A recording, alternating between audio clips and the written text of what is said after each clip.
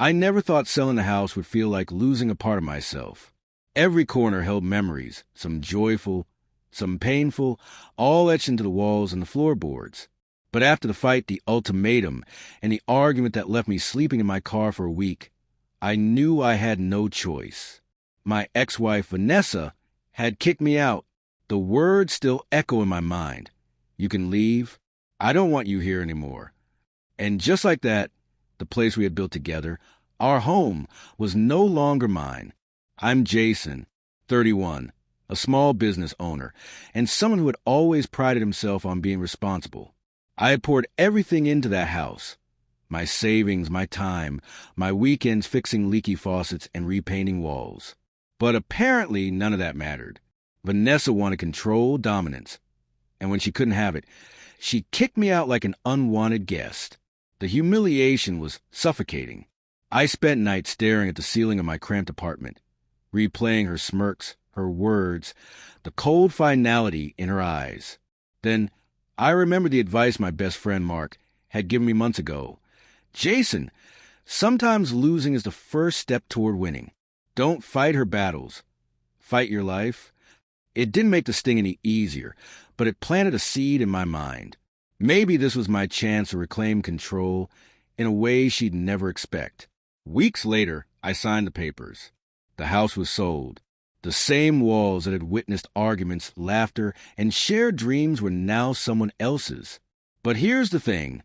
Selling it wasn't just about money. It was about freedom. And I never could have predicted what would happen next.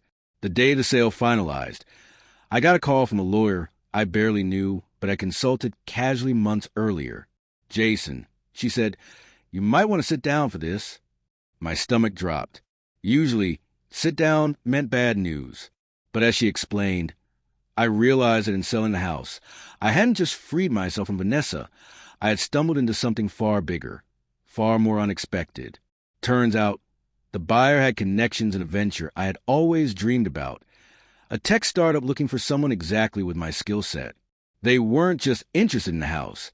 They were impressed by my reputation, my problem-solving skills, and even my business ethics. In selling the house, I hadn't lost. I had opened a door. And when I walked through it, I discovered that losing Vanessa's home was a catalyst for a chain of events I never could have predicted. The morning after the call, I found myself standing outside a sleek office building downtown, rain lightly falling, my heart racing. I wasn't sure if it was excitement, disbelief, or the lingering sting of Vanessa's betrayal that made my hands shake. Either way, I was here, and I was about to step into something that could change everything. The CEO, a woman named Evelyn, greeted me with a firm handshake and a sharp, discerning gaze. Jason, she said, your reputation precedes you. We've been following your work, and we think you're exactly what we need.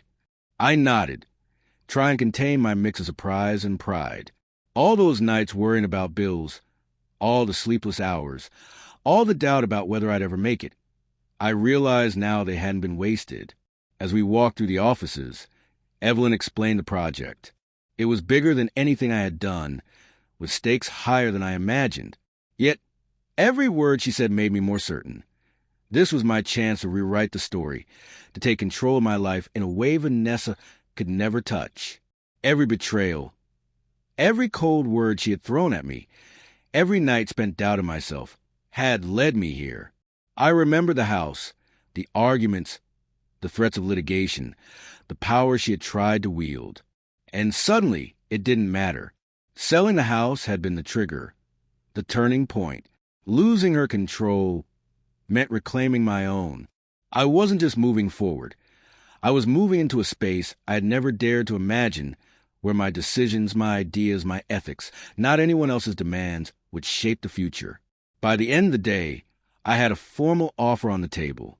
I sat in a quiet corner, phone in hand, staring at the message confirming the deal, and I felt something I hadn't felt in a long time. Calm. Vanessa's shadow, her manipulation, her ultimatums, they no longer had power over me. I was free to create, to lead, to succeed. The storm of the past weeks, the chaos she had thrown into my life, had been necessary. I hadn't realized it at the time, but losing the house was the first step toward finding something far greater. That night, I walked home under the soft glow of streetlights, the rain easing to a gentle drizzle. My phone buzzed again. It was Evelyn. "Jason, welcome aboard. We're counting on you."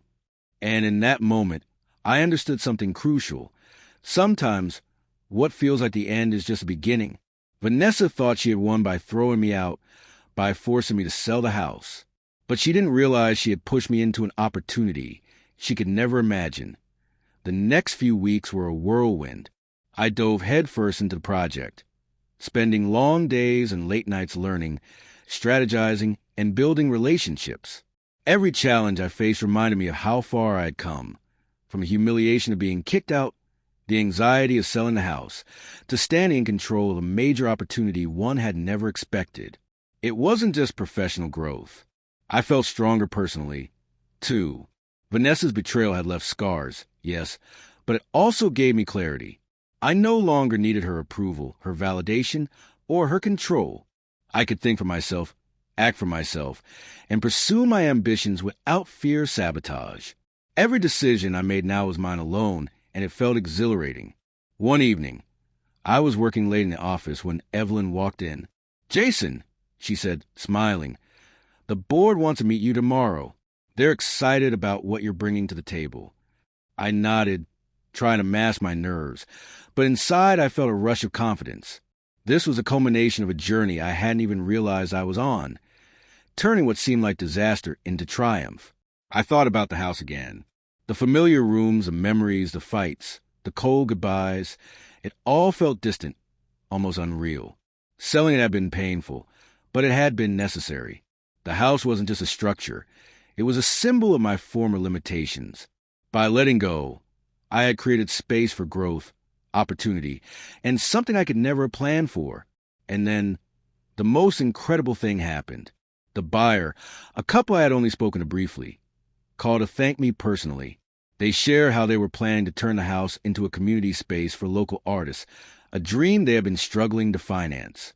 In a strange, unexpected way, I realized that letting go had not only changed my life, but was going to positively impact others as well. Vanessa may have thought she had power over me by taking the house, but in reality, she had inadvertently set off a chain of events that led to more success, more fulfillment, and more influence than I had ever imagined. I walked home that night under the moonlight, the city quiet, the rain long gone, and for the first time in a long while, I smiled without restraint. Losing the house had been terrifying, humiliating, and infuriating, but it had also been a turning point. Sometimes life pushes you to the edge, thinking you'll break, only to show you a world you couldn't reach otherwise. And in that moment, I realized what seemed like an ending was actually the beginning of everything I was meant to become.